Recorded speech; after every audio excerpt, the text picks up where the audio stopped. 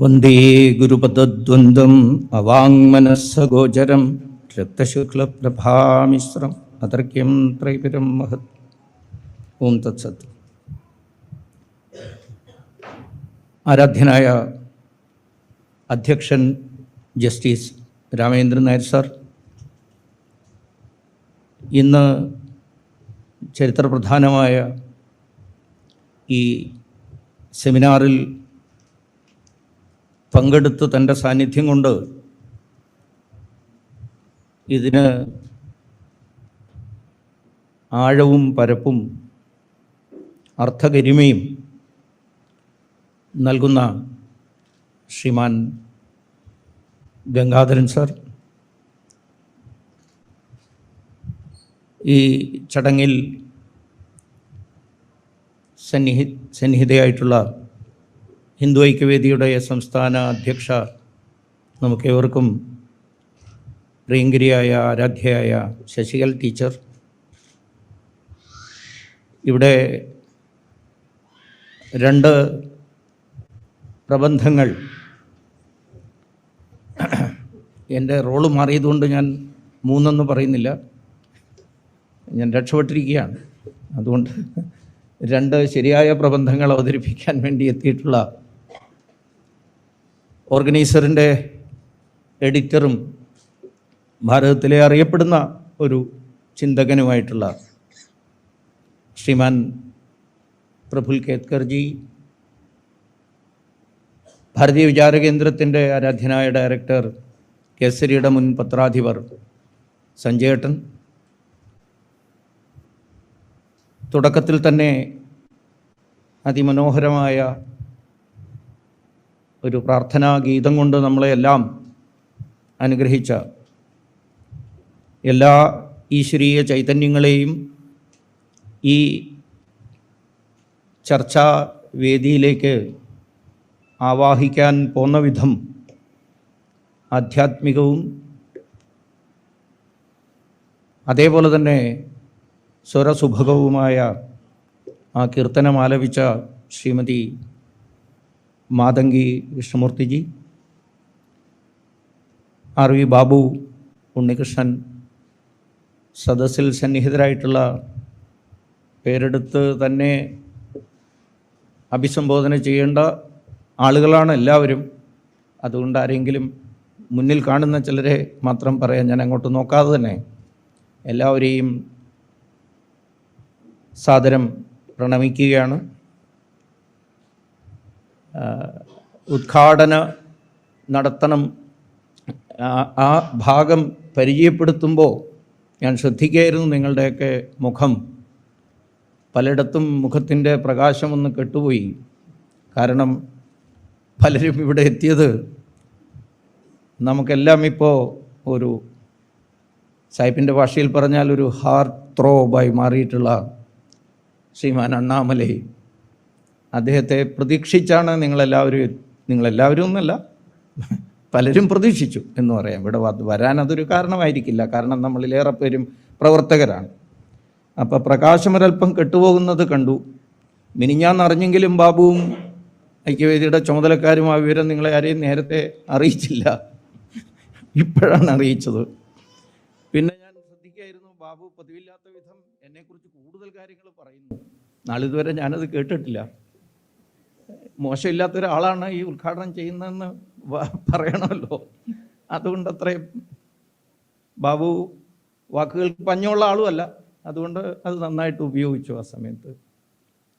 ഏതായാലും നിങ്ങൾക്കെല്ലാവർക്കും അറിയാവുന്നതുപോലെ കഴിഞ്ഞ കുറേയേറെ വർഷങ്ങൾ കേരളത്തിന് പുറത്താണ് പ്രവർത്തന കേന്ദ്രം എന്നുള്ളതുകൊണ്ട് ആധുനിക കേരളത്തിൻ്റെ ഇന്നത്തെ അവസ്ഥയെക്കുറിച്ച് ദൂരെ നിന്ന് നോക്കിക്കാണുന്ന, വായിച്ചോ മറ്റോ മനസ്സിലാക്കാൻ മാത്രം സാധിക്കുന്ന ഒരാളെന്ന നിലയിൽ നിങ്ങൾ ഓരോരുത്തരും ഈ വിഷയവും ആധുനിക കേരളവും തമ്മിലുള്ള ബന്ധത്തെക്കുറിച്ച് പ്രതീക്ഷിക്കുന്ന ആ ഉയരത്തിലുള്ള ആഴത്തിലുള്ള ഒരു പ്രബന്ധം എന്നിൽ നിന്ന് പ്രതീക്ഷിക്കരുത് എന്ന് ആദ്യം തന്നെ പറഞ്ഞുകൊണ്ട് ഞാൻ ആരംഭിക്കുകയാണ്. ഇന്നത്തെ ദിവസത്തിന് വളരെയേറെ പ്രാധാന്യവുമുണ്ട്. പ്രത്യേകിച്ച് കേരളത്തിലെ ഹൈന്ദവ നവോത്ഥാന പ്രസ്ഥാനം ആധുനിക കാലത്തെ ആ മുന്നേറ്റത്തിന് ഏറ്റവും വലിയ ഒരു ആക്കമുണ്ടാക്കി കൊടുത്ത, അർത്ഥമുണ്ടാക്കി കൊടുത്ത ഒരു വലിയ പ്രക്ഷോഭത്തിൻ്റെ 100ാം വാർഷികത്തോടനുബന്ധിച്ച് നമ്മൾ ഇന്നിവിടെ സെമിനാർ നടത്തുമ്പോൾ ആ ദിവസം പ്രസിദ്ധനായ മഹാകവി കറുപ്പൻ്റെ ജന്മദിനം കൂടിയാണ് ഇന്ന്. മഹാകവി കറുപ്പൻ കേരളത്തിൽ നിലനിന്നിരുന്ന ജാതി സമ്പ്രദായത്തെക്കുറിച്ച്, ആ ജാതി സമ്പ്രദായം ഉണ്ടാക്കിക്കൊണ്ടിരിക്കുന്ന അധ്യക്ഷൻ സൂചിപ്പിച്ചതുപോലെയുള്ള വിപത്തിനെ ഏറ്റവും ശക്തമായ ഭാഷയിൽ അപലപിക്കുകയും തൻ്റെ കാവ്യങ്ങളിലൂടെ, ജാതിക്കുമ്മി പോലത്തെ കാവ്യങ്ങളിലൂടെ പൊതുജനങ്ങളിലേക്ക്, സാധാരണ ജനങ്ങളിലേക്ക് യാഥാർത്ഥ്യത്തെ എത്തിക്കുകയും ചെയ്ത മഹാത്മാവാണ്. അയ്യങ്കാളിയെപ്പോലെ, ശ്രീനാരായണ ഗുരുദേവനെ പോലെ, ചട്ടമ്പി സ്വാമിയെപ്പോലെ, വാഗ്ഭടാനന്ദ ഗുരുദേവനെ പോലെ, ടി കെ മാധവനെ പോലെ, മന്നത്ത് പത്മനാഭനെ പോലെ നമുക്ക് നേതൃത്വം തന്ന ആ മഹാത്മാവിനെ ഇന്ന് വിശേഷാൽ സ്മരിക്കേണ്ടുന്ന ഒരവസരം കൂടിയാണ്. ജാതിയുടെ പ്രശ്നങ്ങളെക്കുറിച്ച് സൂചിപ്പിക്കുമ്പോൾ മനസ്സിൽ പെട്ടെന്ന് കടന്നു വരുന്ന 2 ചിത്രങ്ങളിൽ ഒന്ന് കറുപ്പമാഷ്ട് തന്നെയാണ്. ഒന്നാമത്തത് സ്വാമി വിവേകാനന്ദൻ്റെതാണ്. വിവേകാനന്ദൻ കേരളത്തിൻ്റെ അവസ്ഥ കണ്ട് അദ്ദേഹം നമുക്ക് മേലെ ഒരു വലിയ ശാപം ചൊരിഞ്ഞു പോയി എന്നത് നമുക്കെല്ലാവർക്കും അറിയാം. മലബാർ ഒരു ഭ്രാന്താലയമാണ്. നമ്മൾ പലപ്പോഴും അത് പറയുമ്പോൾ കേരളം ഒരു ഭ്രാന്താലയമാണെന്ന് സ്വാമിജി പറഞ്ഞു എന്നൊക്കെ പറയാറുണ്ട്. അത് ഫാക്ച്വൽ എററാണ്. സത്യത്തിൽ അദ്ദേഹം പറഞ്ഞത് മലബാർ എന്നാണ്. അതിന് കാരണം മലബാറായിരുന്നു ബ്രിട്ടീഷ് ഇന്ത്യയുടെ കീഴിലുണ്ടായിരുന്നത്. അതുകൊണ്ട് സ്വാമി വിവേകാനന്ദൻ കേരളത്തെക്കുറിച്ച് കൂടി ഉദ്ദേശിച്ചുകൊണ്ടാണ്, പ്രധാനമായിട്ടും ഈ തെക്കൻ ഭാഗത്തെ അവസ്ഥകളൊക്കെ കണ്ടിട്ടാണ് അദ്ദേഹം പറഞ്ഞത് ഇതൊരു ഭ്രാന്താലയമാണ്. ഈ ഭ്രാന്ത് തൻ്റെ തന്നെ വർഗത്തിൽ, മനുഷ്യവർഗത്തിൽ പിറന്ന, ഹിന്ദുക്കളായി പിറന്ന പിന്നോക്ക വിഭാഗക്കാരെ തൻ്റെ നടവഴികളിൽ നിന്ന് ദൂരേക്ക് അകറ്റി നിർത്തുന്ന ഈ ഭ്രാന്ത് എന്നാണോ ഇവർ അവസാനിപ്പിക്കുന്നത്, അന്ന് മാത്രമേ ഇവരെ നമ്മൾ സാമൂഹ്യമായി ഉൾക്കൊള്ളാവൂ എന്നാണ് തമിഴ്നാട്ടിൽ പോയി അദ്ദേഹം സംസാരിച്ചത്. പക്ഷേ ഇത്രയും വരെയൊക്കെ ശരിയാണ്. പക്ഷേ ഇത് പറയാൻ തക്കവണ്ണം അദ്ദേഹത്തെ പ്രകോപിപ്പിച്ചത് എന്തായിരുന്നു സാഹചര്യം? അത് അദ്ദേഹം കൃത്യമായി ഭ്രാന്ത് എന്താണെന്ന് വിശദീകരിക്കുന്നുണ്ട്. ആ ഭ്രാന്ത് എന്താണെന്ന് കറുപ്പനും വിശദീകരിക്കുന്നുണ്ട് ജാതിക്കുമ്മിയിൽ. സ്വാമിജി കൃത്യമായി പറയുന്നു, ഈ പിന്നാക്ക ജാതി വിഭാഗത്തിൽപ്പെട്ട ആളുകൾ അവര് പോയി മതം മാറിക്കഴിഞ്ഞാൽ, ഒരു ക്രൈസ്തവ നാമമോ ഒരു ഇസ്ലാമിക നാമമോ സ്വീകരിച്ചാൽ, ഏതെല്ലാം പൊതു സ്ഥലങ്ങളിൽ നിന്നാണോ അവർ ആട്ടിയകറ്റപ്പെടുന്നത് അവിടെയെല്ലാം സർവ ബഹുമാനങ്ങളോടും അവർ ആദരിക്കപ്പെടുന്നു. ഈ ഭ്രാന്തനാണോ ഈ മലബാറുകൾ അവസാനിപ്പിക്കുന്നത്, അന്നേ ഇവരെ മനുഷ്യരായി അംഗീകരിക്കാവുന്നതാണ്. ആദ്യത്തെ ഭാഗം പലപ്പോഴും ഈ സന്ദർഭത്തിൽ നിന്ന് അടർത്തിയെടുത്ത് കൊട്ടേഷനുകൾ വളരെ സമർത്ഥരാണ്. ഇപ്പോൾ സ്വാമി വിവേകാനന്ദനെ കുറിച്ച് തന്നെ പറയുമ്പോൾ ഗീത പഠിക്കേണ്ട എന്ന് പറഞ്ഞ ആളാണ് സ്വാമി വിവേകാനന്ദൻ എന്ന് പറയും. പിന്നെന്താ, ഫുട്ബോൾ കളിച്ചോളാൻ പറഞ്ഞു. സ്വാമി വിവേകാനന്ദൻ്റെ മഹത്തായ സന്ദേശങ്ങൾ എന്താണ്? ഗീത പഠിക്കരുത്, ഫുട്ബോൾ കളിക്കണം എന്ന് പറഞ്ഞു എന്നാണ്. ഇങ്ങനെ കണ്ടെത്തുന്നതിൽ എനിക്ക് തോന്നുന്നത് ഏറ്റവും വിദഗ്ധന്മാരെ കേരളക്കാരാണ്. അതുകൊണ്ട് തന്നെയാണ് അവർ സ്വാമിജിയുടെ ഈ പ്രസ്താവനയിലെ ഈ ഉത്തരാംശത്തെ കാണാതെ പോകുന്നത്. അങ്ങനെ പറഞ്ഞാൽ മതേതരം അല്ലാതായി പോകുമെന്ന ഭയപ്പാട് ഉണ്ടാകുമായിരിക്കാം. ഇതേപോലെ ഒരു വരി, ഇപ്പോൾ കറുപ്പൻ മാഷ ജന്മദിനമായതുകൊണ്ട് ഞാൻ പറയുകയാണ്, ജാതിക്കുമ്മിയിൽ അദ്ദേഹം എഴുതിയ വരിയുണ്ട്. അന്ത്യജനായ പറയൻ പോലും വെന്തിഞ്ഞയിട്ടു വരുന്ന നേരം എന്തേ വിലക്കാത്തു വെന്തിഞ്ഞ മാഹാത്മ്യം ചിന്തിച്ചിട്ടാകയോ യോഗപ്പെണ്ണേ എന്തൊരന്ധവിശ്വാസങ്ങൾ ജ്ഞാനപ്പെണ്ണേ. ഇതൊരു യാഥാർത്ഥ്യമാണ്. ജാതി ഒരിക്കലും പിന്തുടരുത്, അതിനെ ഒരിക്കലും അംഗീകരിക്കുന്നില്ല എന്നതുപോലെ തന്നെ മതം മാറി മറ്റൊരു മതം സ്വീകരിച്ചു കഴിഞ്ഞാൽ അവർ ആരാധ്യരാകുന്നത്തോളം വലിയ അന്ധവിശ്വാസം വേറെന്തുണ്ട് എന്ന് ചോദിച്ച ആളായിരുന്നു കറുപ്പൻ. അങ്ങനെയുള്ള ആ മഹാത്മാവിൻ്റെ ജന്മദിനത്തിൽ അത് അനുസ്മരിച്ചുകൊണ്ട് ഇന്നത്തെ ചർച്ച തുടങ്ങുന്നത്. ഇവിടെ ബാബു അദ്ദേഹത്തിൻ്റെ സ്വാഗത പ്രസംഗത്തിൽ ഇ.വി. രാമസ്വാമി നായ്ക്കരെ കുറിച്ച് പറഞ്ഞു. ഇപ്പോൾ രാമസ്വാമി നായ്ക്കരുടെ പ്രസംഗത്തിൻ്റെ അദ്ദേഹം നടത്തിയ ആദ്യ പ്രസംഗത്തിൻ്റെ ഇപ്പം സമീപകാലത്ത് ആധുനിക കേരളത്തിൽ നവോത്ഥാനത്തെക്കുറിച്ചുള്ള ചർച്ച വളരെ കൂടുതൽ നടക്കുകയാണല്ലോ. നവോത്ഥാനം മതിൽ വരെ കെട്ടിയിരിക്കാം, അടുത്ത തവണ ഇനി കോട്ട കെട്ടുമായിരിക്കാം. അപ്പോൾ ഈ മതിലൊക്കെ കെട്ടുന്ന കൂട്ടത്തിൽ അതിനുശേഷം ഈ വൈക്കം സത്യാഗ്രഹത്തിൻ്റെ ശതാബ്ദി ആഘോഷം നടത്തുമ്പോൾ കൂട്ടത്തിൽ മേൽവസ്ത്രം ധരിക്കാനുള്ള അധികാരത്തിനു വേണ്ടി ഏറ്റവും ദക്ഷിണ കേരളത്തിൽ തമിഴ്നാട്ടുകാർ നടത്തിയ പരിപാടി, ഇവിടെ കേരളക്കാർ നടത്തിയ പരിപാടി, ഇവിടെ രണ്ടിടത്തും ഒരുപോലെ കൊണ്ടാടപ്പെട്ട ഒരു നേതാവാണ് ഇ.വി. രാമസ്വാമി നായ്ക്കരുടെ.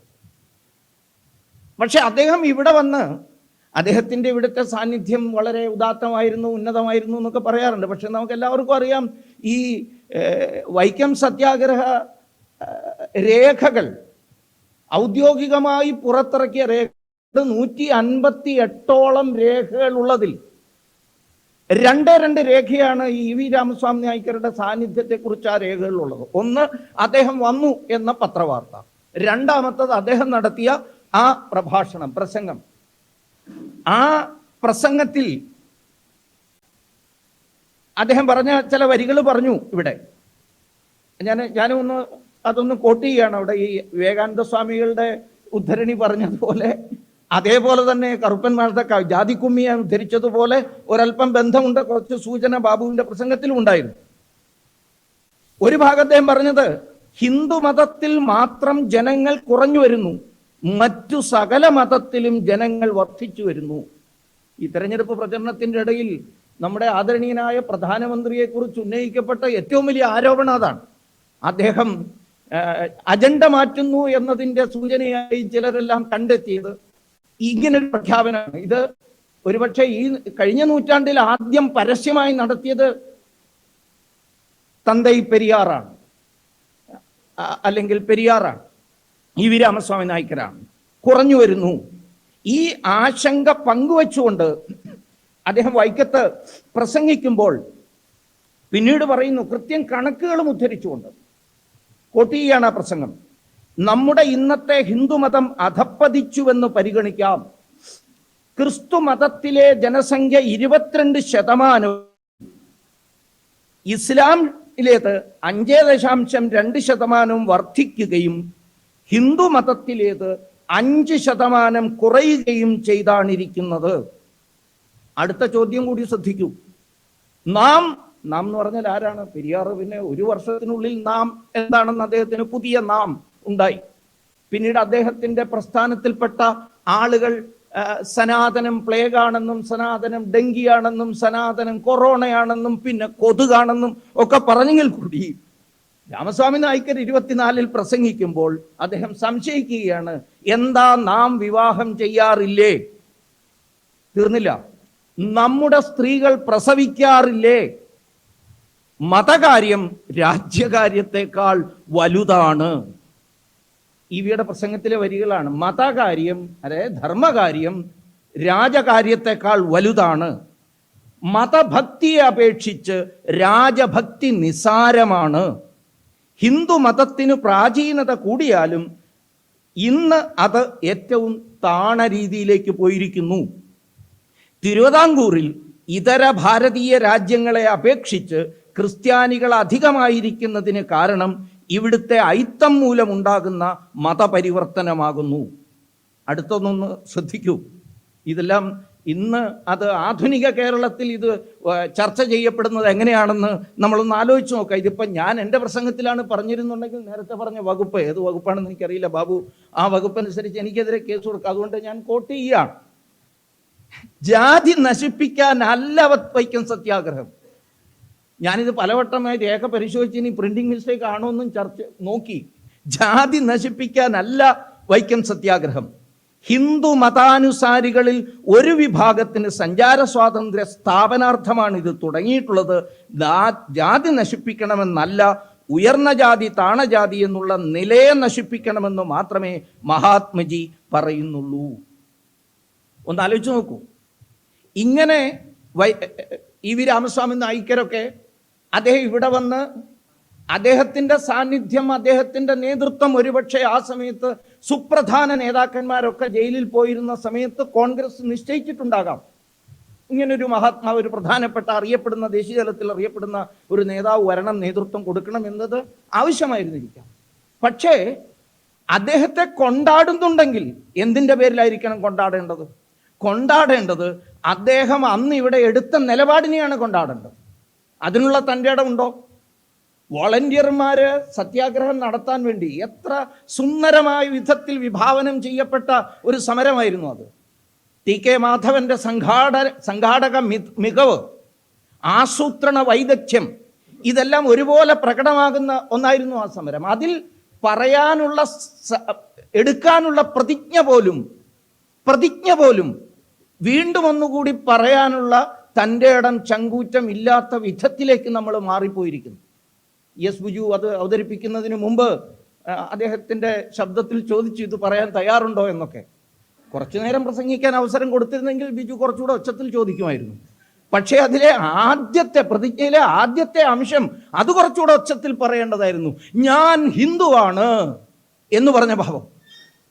ഇത് പറഞ്ഞുകൊണ്ടാണ് എല്ലാവരും പറയുന്നത്. ബാക്കിയൊക്കെ ഞാൻ പറയും ഗൗണമാണ്, വലിയ പ്രസക്തിയൊന്നുമില്ല ബാക്കി പറഞ്ഞ കാര്യത്തിന്.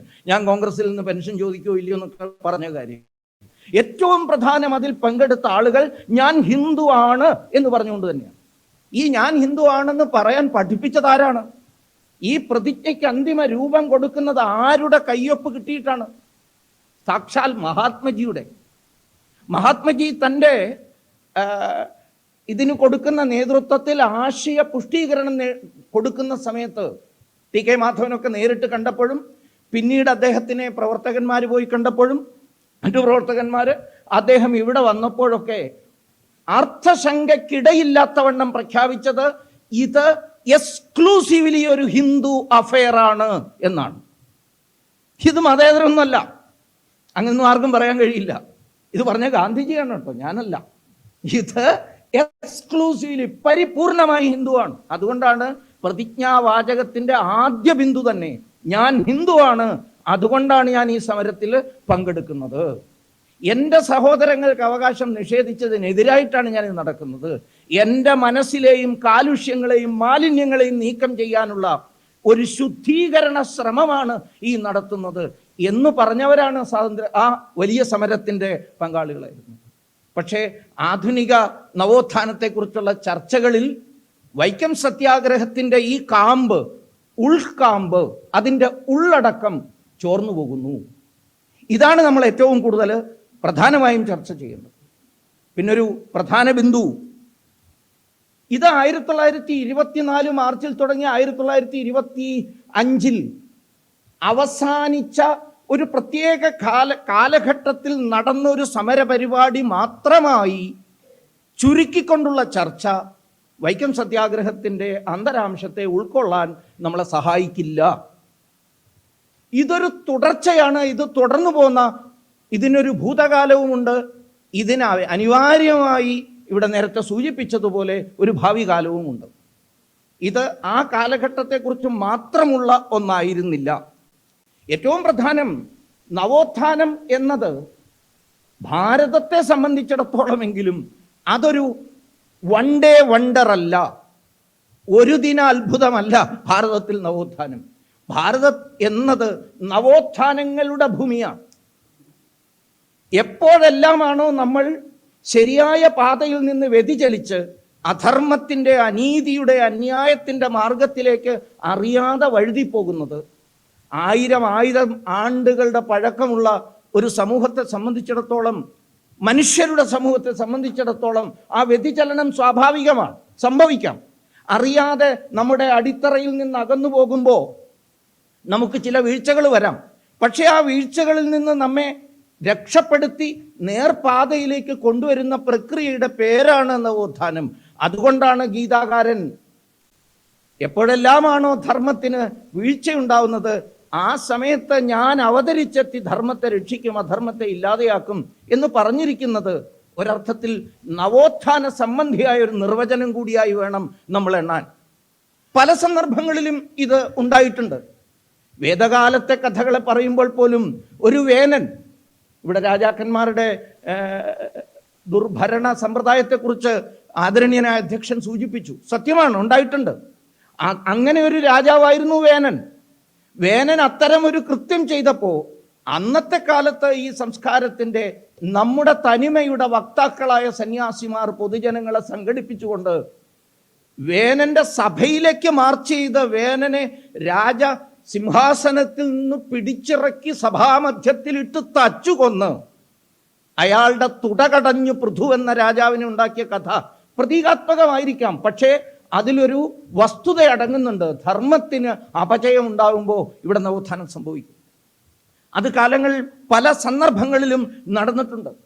അത്തരമൊരു നവോത്ഥാനത്തിൻ്റെ നേതാവായിരുന്നു, ഭാരതത്തിൻ്റെ ദീർഘകാല ചരിത്രത്തെ സംബന്ധിച്ച് നോക്കുമ്പോൾ ആധുനിക കാലത്തെ നേതാവായിരുന്നു ശങ്കരാചാര്യർ എന്ന് പറയാം.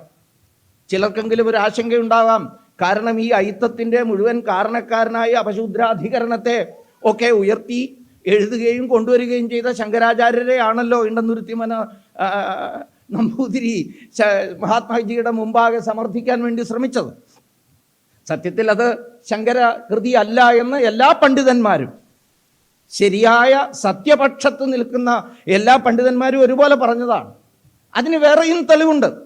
ഇപ്പോൾ ഉപദേശ സാഹസ്രിയിൽ ശങ്കര ഭഗവത്പാദർ വളരെ കൃത്യമായി ഏതേതിനെയെല്ലാമാണ് നമ്മൾ മുന്നേറാൻ വേണ്ടി ഒരു ആത്മസാക്ഷാത്കാരത്തിൻ്റെ മാർഗത്തിൽ, അതാണല്ലോ ആത്യന്തികമായ മുന്നേറ്റം, ആ മാർഗത്തിൽ ഉപേക്ഷിക്കേണ്ടത് ഏതെല്ലാമാണ് എന്ന് വിശദീകരിക്കുമ്പോൾ ശങ്കര ഭഗവത്പാദർ ആദ്യം തന്നെ പറയുന്നത് ഹിത്വാ ജാത്യാദി സംബന്ധാൻ, ആദ്യം ഇല്ലാതെയാക്കേണ്ടത് ജാതി പരമായ മേൽക്കോയ്മവാദമാണ്, അല്ലെ ഞാനിന്ന ജാതിയാണ് എന്നുള്ള ചിന്തയാണ്. ഹിത്വാ ജാത്യാദി സംബന്ധാൻ വാചോന്യാസ കർമ്മഭി ഓമിത്യേവം സദാത്മാനം സർവം തുല്യം പ്രപദ്യത എന്നാണ്. അപ്പോൾ എല്ലാ കെട്ടുപാടുകളും, അനാവശ്യമായ സംഭാഷണ സംസാര രീതികളും പെരുമാറ്റങ്ങളും, അതിനെല്ലാം ഉപരി ജാത്യാദി സംബന്ധാൻ, അതിനെ ഇല്ലാതെയാക്കണം എന്നാണ്. ജാതി തുടങ്ങിയ എല്ലാ കെട്ടുപാടുകളെയും സംഭാഷണത്തെയും അതിനെ കർമ്മത്തോടൊപ്പം ഉപേക്ഷിച്ചിട്ട് എല്ലാറ്റിനെയും ആശ്ലേഷിക്കുന്നതും ശുദ്ധവുമായ ആത്മാവിനെ പ്രണവരൂപത്തിൽ ധ്യാനിക്കുക എന്നാണ് ശങ്കരാചാര്യ ഉപദേശിക്കുന്നത്. ഈ വസ്തു ഇതേപോലെ തന്നെ ശങ്കരാചാര്യരെ തന്നെ നമ്മൾ പരിശോധിച്ചാൽ ജാതി ഇല്ലാതെ ആകുന്നതിന് വേണ്ടിയിട്ടുള്ള ഉപദേശം നൽകുന്നത് നിർവാണാഷ്ടകത്തിലും നമുക്ക് കാണാം. ന മൃത്യുർ ന ശങ്ക നമേ ജാതിഭേദ, ന മൃത്യുർ ന ശങ്ക നമേ ജാതിഭേദ, ജാതി പാടില്ല എന്നുള്ള അവസ്ഥ. ഇത് ഇങ്ങനൊരു ഭൂതകാലവും നമുക്കുണ്ടായിരുന്നു, അല്ലെങ്കിൽ ഇത്തരം മാറ്റങ്ങൾക്ക് വേണ്ടി നടന്ന പ്രവർത്തനങ്ങൾ നമ്മുടെ നാട്ടിലുണ്ടായിരുന്നു. ഈ ഭൂതകാലത്തെക്കുറിച്ച് മനഃപൂർവ്വം സ്മരിക്കാതിരിക്കുക വഴി, ഇത് പറയുമ്പോൾ ആവർത്തിച്ചു കൊള്ളട്ടെ, ഇതിനെ കേവലം സ്മരിച്ചതുകൊണ്ട് മാത്രം നമുക്ക് മാറ്റം ഉണ്ടാവില്ല, പക്ഷെ നിഷേധിച്ചതുകൊണ്ട് വലിയ മേന്മയുണ്ട് എന്നും പറയുന്നത് ശരിയല്ല. ഈ ഒരു ഭൂതകാലവും ഉണ്ടായിരുന്നു. നവോത്ഥാനത്തിൻ്റെ ഒരു പ്രക്രിയ ഇവിടെ നടന്നു പോന്നിരുന്നു. അതിൻ്റെ തുടർച്ചയായിട്ട് വേണം നമുക്ക് ഭാരതത്തിൽ നടന്ന സ്വാതന്ത്ര്യ സമരത്തോടനുബന്ധിച്ച് തന്നെ നടന്ന ഭക്തി പ്രസ്ഥാനത്തിലുമൊക്കെ, അല്ലെ ഭക്തി പ്രസ്ഥാനത്തിൽ നിന്ന് പ്രേരണ ഉൾക്കൊണ്ടുകൊണ്ടാണല്ലോ ഭാരതത്തിൽ സ്വാതന്ത്ര്യ സമരം നടന്നത്. ഈ ഒരു വായനയും നമുക്കിവിടെ നിഷേധിക്കപ്പെട്ടിരിക്കുകയാണ്. ഭക്തി പ്രസ്ഥാനവും സ്വാതന്ത്ര്യ സമരവും തമ്മിൽ എന്താ ബന്ധം? അതിനൊരു ബന്ധവും ഇല്ല എന്ന് പറഞ്ഞ് നിരാകരിക്കുക ചെയ്യുന്നത്. ഹരിനാമകീർത്തനം ചർച്ച ചെയ്തിട്ടുള്ള സാമൂഹ്യ പ്രശ്നങ്ങളെക്കുറിച്ച്, ഭാരത ഭക്തിയെക്കുറിച്ച് ഏത് സ്വാതന്ത്ര്യ സമര ചർച്ചകളിലാണ്, ചരിത്ര സംബന്ധമായ ചർച്ചകളിലാണ് ഇന്ന് ഉദാഹരിച്ച് കേൾക്കാറുള്ളത് നമ്മൾ? തീർച്ചയായിട്ടും ഭാരതത്തിൽ നടന്നൊരു നവോത്ഥാന പ്രക്രിയ സ്വാതന്ത്ര്യ സമരത്തിന് പ്രേരണ കൊടുത്ത ഒന്ന്. ഭാരതഭക്തി സാധാരണ ജനങ്ങളിലേക്ക് പകർത്താൻ വേണ്ടി ഭക്തി പ്രസ്ഥാനവും വളരെ വലിയ പങ്കുവഹിച്ചിട്ടുണ്ട്. അതിലേക്ക് പിന്നീട് ഐ ഡു ഹോപ്പ് ദാറ്റ് അവർ പ്രഫുൽജി will touch on that subjects also.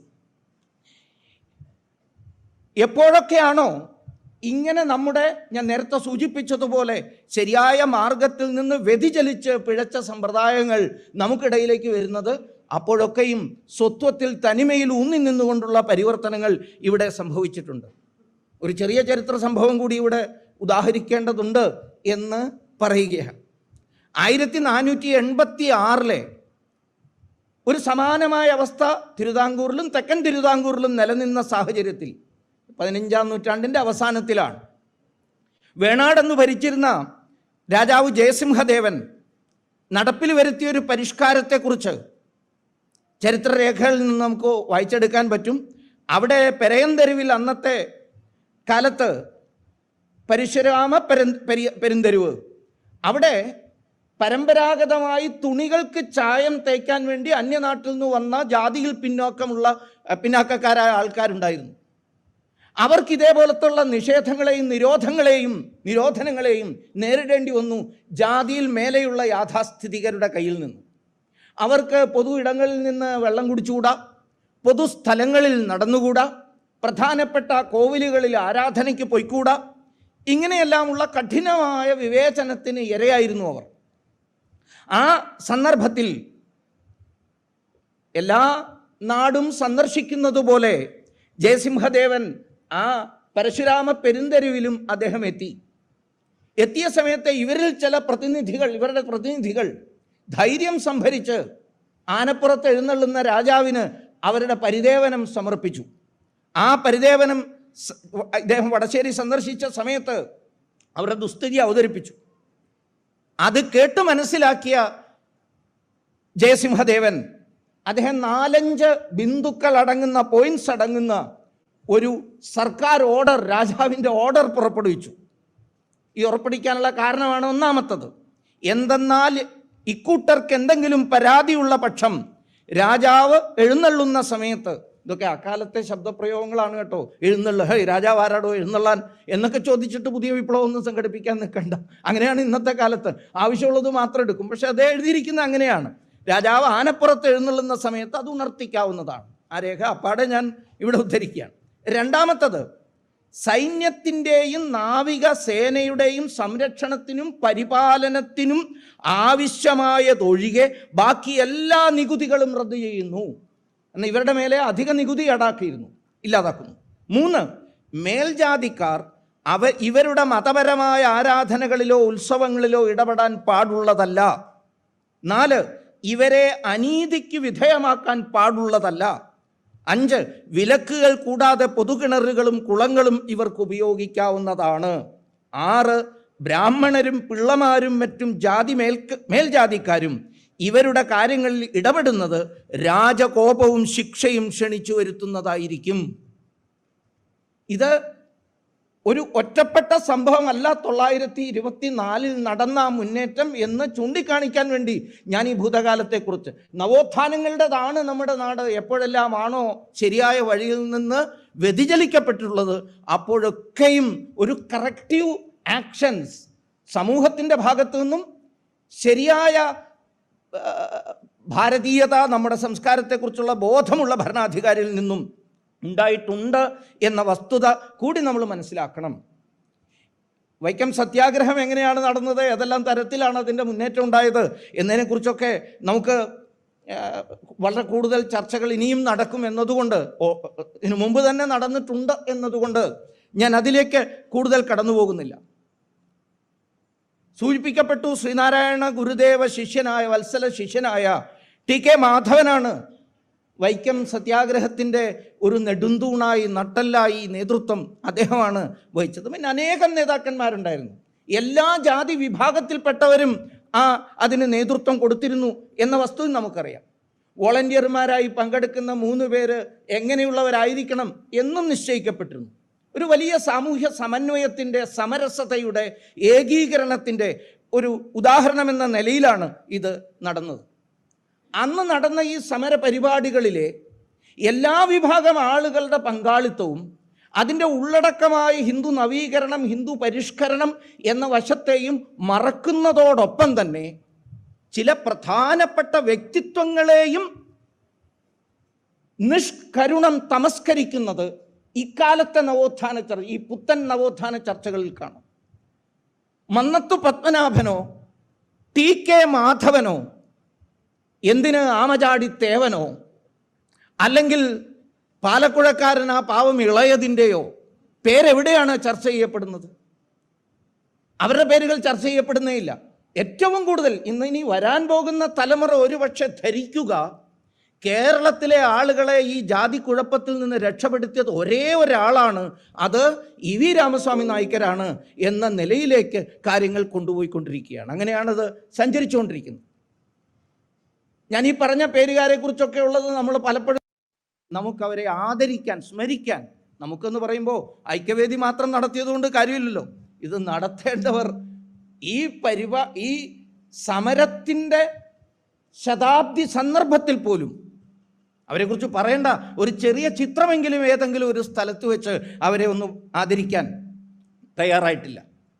ഇതായിരുന്നു നമുക്കിത് പലപ്പോഴും ആത്മാക്കളുടെ അനുഗ്രഹം കൂടി ഉണ്ടാവണമല്ലോ. അവർ നമ്മളെ ശപിക്കുകയൊന്നുമില്ല, പക്ഷേ അവരെ കൂടി ഓർത്തുകൊണ്ട് മാത്രമേ നമുക്ക് മുന്നോട്ട് പോകാൻ കഴിയൂ. ഒരു വസ്തുത കൂടി സൂചിപ്പിച്ച് ഞാൻ ഈ ഉള്ളടക്കത്തെക്കുറിച്ച് കുറച്ചുകൂടി ഒരല്പം കൂടി ചർച്ച ചെയ്ത് ഞാൻ അവസാനിപ്പിക്കും. മറ്റാരെയുമല്ല, ഇതിൻ്റെ നെടുന്തൂണായി നിന്ന ടി കെ മാധവൻ വൈക്കം സത്യാഗ്രഹം എന്തായിരുന്നു എന്ന് കൃത്യമായി വിശദീകരിക്കുന്നുണ്ട്.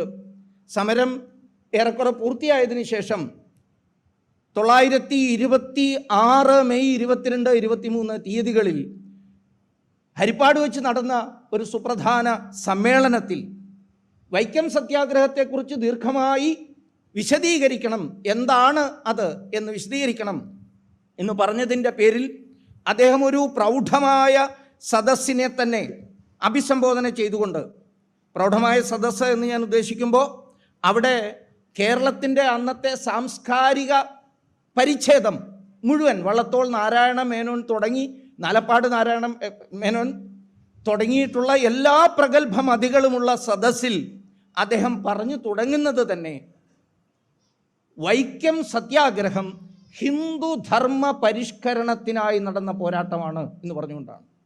ഇതിനെ സംബന്ധിച്ച് സർട്ടിഫിക്കറ്റ് തരാനുള്ള അർഹത ആർക്കെങ്കിലും ഒരാൾക്കുണ്ടെങ്കിൽ, പലർക്കുണ്ട്, ഒരാൾക്ക് മാത്രമാണെന്നുണ്ടെങ്കിൽ അത് ടി കെ മാധവനുള്ളതാണ്. അദ്ദേഹം പ്രഖ്യാപിക്കുകയാണ് വൈക്കം സത്യാഗ്രഹം ഹിന്ദുധർമ്മ പരിഷ്കരണത്തിനുള്ളതായിരുന്നു.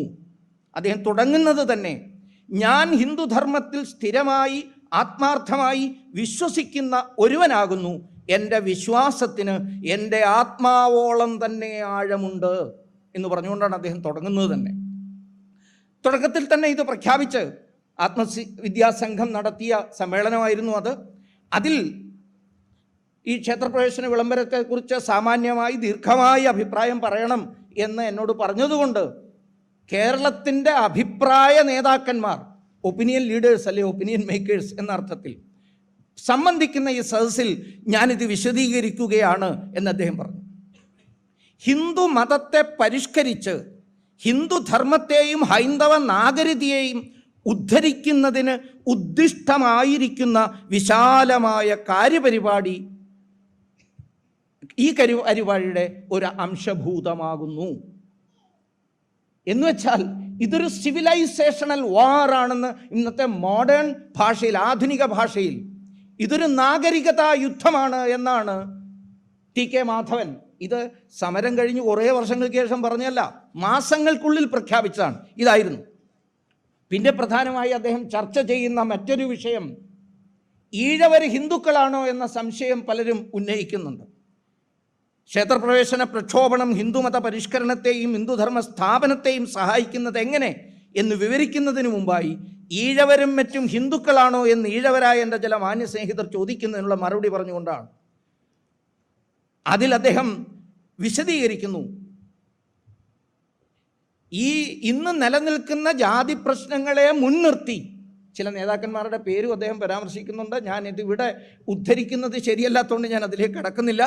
ചില നേതാക്കന്മാർ ബുദ്ധമതം, ക്രിസ്തുമതം, ഇസ്ലാം മതം എന്നിവയെ മുൻനിർത്തി മതം മാറ്റം നടത്തണം എന്ന് പറയുന്നുണ്ട്. അത് തികച്ചും അടിസ്ഥാനരഹിതമാണ്. ഈ ധർമ്മത്തിൽ തന്നെ ഉറച്ചു നിന്ന് മുന്നോട്ട് പോകണം. ഈഴവർ ഹിന്ദുക്കളാണോ എന്ന ചോദ്യത്തിന് അദ്ദേഹം, സവർണ ഹിന്ദുക്കളുടെ ചോദ്യത്തിന് അദ്ദേഹം നൽകുന്ന സുപ്രധാനമായ ഉത്തരം. ആ ഉത്തരം എന്താണ്? ഞാൻ ഹിന്ദുവാണ് എന്ന് അദ്ദേഹം പറയാനുള്ള കാരണം എന്താണ്? ചിലർ ചോദിക്കുന്നു, നിങ്ങൾ വർണ്ണബാഹ്യന്മാരല്ലേ, ചാതുർവർണ്ണത്തിൽ ഉൾപ്പെടുമോ, സ്മൃതികൾ നിങ്ങളെ പിന്തുണയ്ക്കുന്നുണ്ടോ എന്നൊക്കെ പറയുമ്പോൾ അദ്ദേഹം എനിക്ക് പറയാനുള്ള മറുപടി ഒന്നു മാത്രമാണ്: ഞാനൊരു ഹിന്ദുവാണെന്ന് മറ്റുള്ളവരുടെ അംഗീകരണത്തിന് ഞാൻ കാത്തു നിൽക്കുന്നില്ല എന്നാണ്.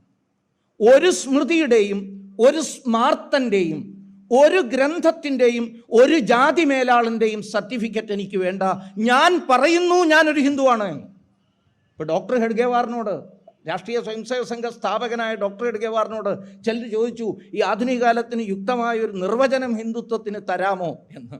അന്ന് ഡോക്ടർജി പറഞ്ഞത് ഇതേ ഉത്തരമാണ്. അദ്ദേഹം പറഞ്ഞു, ഞാനൊരു ഹിന്ദുവാണ്, അതാണ് എൻ്റെ ഹിന്ദുവിനെ കുറിച്ചുള്ള നിർവചനം, ബാക്കിയൊക്കെ നിങ്ങൾ തേടിപ്പിടിച്ചു. ടി കെ മാധവൻ അന്ന് നടത്തിയ പ്രസംഗത്തിലും പറഞ്ഞത് ഞാനൊരു ഹിന്ദുവാണ് എന്നതാണ്. അതുമാത്രമല്ല, ഈ ഞാനൊരു ഹിന്ദുവാണ് എന്നത് ഒരംഗീകരണത്തിന് ഞാൻ കാത്തു നിൽക്കില്ല എന്ന് പറഞ്ഞതുപോലെ തന്നെ ഞാൻ പ്രഖ്യാപിക്കുന്നു, ഞാൻ ഹിന്ദുവാണെന്ന് പറയാനുള്ള ജന്മാവകാശമുണ്ട് എനിക്ക്. ഇപ്പോൾ ബാലഗംഗാധര തിലകൻ സ്വാതന്ത്ര്യത്തെ നിർവചിക്കുമ്പോൾ അദ്ദേഹം swaraj is my birthright and I will have it എന്ന് പ്രഖ്യാപിച്ചതുപോലെയാണ് ടി കെ മാധവൻ ഇവിടെ ഹിന്ദുത്വത്തെ നിർവചിച്ച് പറയുന്നത്. അതും വൈക്കം സത്യാഗ്രഹത്തിൻ്റെ പശ്ചാത്തലത്തിൽ നിർവചിക്കുന്നതാണ്. ഞാനൊരു ഹിന്ദുവാണ് എന്നത് എൻ്റെ ജന്മാവകാശമാണ്. അതിനി ഏതവനെങ്കിലും നിഷേധിക്കുന്നുണ്ടോ എങ്കിൽ അവർക്കെതിരെ പൊരുതി എന്ന് പറയുമ്പോൾ ആയുധെടുത്ത് പൊരുതാൻ നല്ല കേട്ടോ, വിപ്ലവം നടത്തുക എന്നുള്ളതല്ല. അദ്ദേഹം പറഞ്ഞു, സഹന സമരത്തിലൂടെ, ധാർമ്മിക പ്രതികരണത്തിലൂടെ, പ്രതിഷേധത്തിലൂടെ അവനെ കൊണ്ട് ഞാനത് സമ്മതിപ്പിക്കും. ഇതാണ് ടി കെ മാധവൻ എന്ന സാത്വികനായ മനുഷ്യൻ അവിടെ പറയുന്നത്. അദ്ദേഹം പറയുകയാണ്, സത്യധർമ്മങ്ങൾക്കെതിരാം സമുദായത്തിൻ്റെ അംഗീകരണത്തെ ഞാൻ വകവയ്ക്കുകയോ ആദരിക്കുകയോ ചെയ്യുന്നതല്ല. അവയെ അക്രമരഹിതമായി എതിർത്തും അനാദരിച്ചും ഞാൻ പരിഷ്കരിക്കും. സത്യധർമ്മങ്ങളെ ആദരിച്ച് അവർ എന്നെ ഹിന്ദുവായി അംഗീകരിക്കുന്നില്ലെങ്കിൽ ധർമ്മസമരം നടത്തി അവരെ കൊണ്ട് ഞാൻ അത് അംഗീകരിപ്പിക്കും. കാരണം ഹിന്ദുവായിരിക്കുക എന്നത് എൻ്റെ ബർത്ത് റൈറ്റാണ്, എൻ്റെ ജന്മാവകാശമാണ്. ഇതായിരുന്നു അദ്ദേഹത്തിൻ്റെ നിലപാട്. ഹിന്ദുധർമ്മത്തിൻ്റെ മൂലസിദ്ധാന്തം ഞാനൊരു സ്മൃതിയും നോക്കിയല്ല പഠിച്ചത്, രണ്ട് കാര്യങ്ങളിലൂടെയാണ് ഞാൻ പഠിച്ചത്. ഒന്ന്, ഞാൻ ഹരിനാമ കീർത്തനം കേട്ടു. ചെറുപ്പത്തിലെ എൻ്റെ വൃദ്ധസാത്വിക മാതാവ്, എൻ്റെ അമ്മ ഹരിനാമ കീർത്തനം ചൊല്ലുമായിരുന്നു. അതിലെ ആനന്ദ ചിന്മയ ഹരേ ഗോപികാരമണ ഞാനെന്ന ഭാവം അത് തോന്നായിക വേണം, അത് തോന്നുന്നതാകിൽ അഖിലം ജ്ഞാനതെന്ന വഴി തോന്നേണമേ വരദ നാരായണായ നമ. ഈ വരികളാണ് എൻ്റെ മനസ്സിൽ എപ്പോഴും. ചെറുപ്പത്തിൽ അതിൻ്റെ അർത്ഥതലങ്ങളൊന്നും എനിക്ക് അറിയുമായിരുന്നില്ല, അതിൻ്റെ വേദാന്ത സ്വരൂപമൊന്നും എനിക്ക് ഉൾക്കൊള്ളാൻ കഴിഞ്ഞിരുന്നില്ല. പക്ഷേ ഒരു വസ്തുത എനിക്ക് കൃത്യമായി അറിയാമായിരുന്നു. അത് പിന്നീട് എൻ്റെ മുന്നിൽ തെളിച്ചു തന്നു സ്വാമി വിവേകാനന്ദൻ്റെ ദർശനങ്ങൾ. ഈ രണ്ട് കാര്യങ്ങളാണ്, ഹരിനാമകീർത്തനവും അതേപോലെ വിവേകാനന്ദൻ്റെ കാഴ്ചപ്പാടും. ഇതിലൂടെയാണ് ഞാൻ അനന്തകാലത്തിൽ വിവേകാനന്ദ സ്വാമികളുടെ പ്രസംഗങ്ങൾ വായിച്ച കാലത്താണ് അമ്മയുടെ മുഖകമലത്തിൽ നിന്ന് വികളിച്ച ഇളം പ്രായത്തിൽ എൻ്റെ ഹൃദയതലത്തിൽ ആപതിച്ചിരുന്ന ഈ ശ്ലോകത്തിൻ്റെ അർത്ഥബോധം എനിക്ക് ഉൾക്കൊള്ളാൻ കഴിഞ്ഞത് എന്നാണ് ടി കെ മാധവനോട് പ്രസംഗിച്ചത്.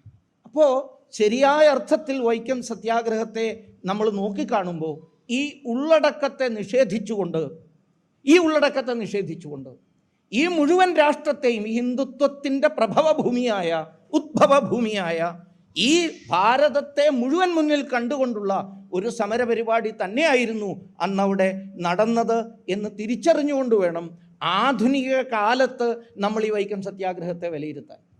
അപ്പോൾ മാത്രമേ ഇതിൽ നിന്നുള്ള സന്ദേശം കൊണ്ട് നമുക്ക് മുന്നോട്ട് പോകാൻ കഴിയൂ. പകരം വൈക്കം സത്യാഗ്രഹത്തിൻ്റെ ശതാബ്ദി ആഘോഷം പോലും കട്ടിംഗ് സൗത്താക്കി മാറ്റാൻ ശ്രമിച്ചാൽ, ഈ വൈക്കം സത്യാഗ്രഹത്തിൻ്റെ ശതാബ്ദി ആഘോഷത്തിൻ്റെ മുഖ്യ സന്ദേശമായി ദക്ഷിണ ഭാരതത്തിലെ 2 സംസ്ഥാനങ്ങൾ അവരുടെ ഏറ്റവും പ്രധാനപ്പെട്ട മുദ്രാവാക്യമായി എടുത്തത് സനാതനത്തെ ഇല്ലാതെയാക്കുക. സനാതനത്തെ ഇവരെല്ലാം ആണയിടുന്ന ബുദ്ധ ഭഗവാൻ പോലും അദ്ദേഹത്തിൻ്റെ ധർമ്മസന്ദേശങ്ങളുടെ ഏറ്റവും പ്രധാന സന്ദേശമായി പറഞ്ഞത് എന്താ? ഏഷ ധർമ്മ സനാതന. പാലിയിലാണെങ്കിൽ എസ്സ ധർമ്മ സനാതനോ. ഇതായിരുന്നു ബുദ്ധൻ്റെ സന്ദേശം. ഈ ധർമ്മം സനാതനമാണ് എന്നാണ്. പക്ഷേ ഈ സനാതനത്തെ നിഹനിക്കുവാൻ, ഇല്ലാതെയാക്കാൻ, അതാണ് സന്ദേശം.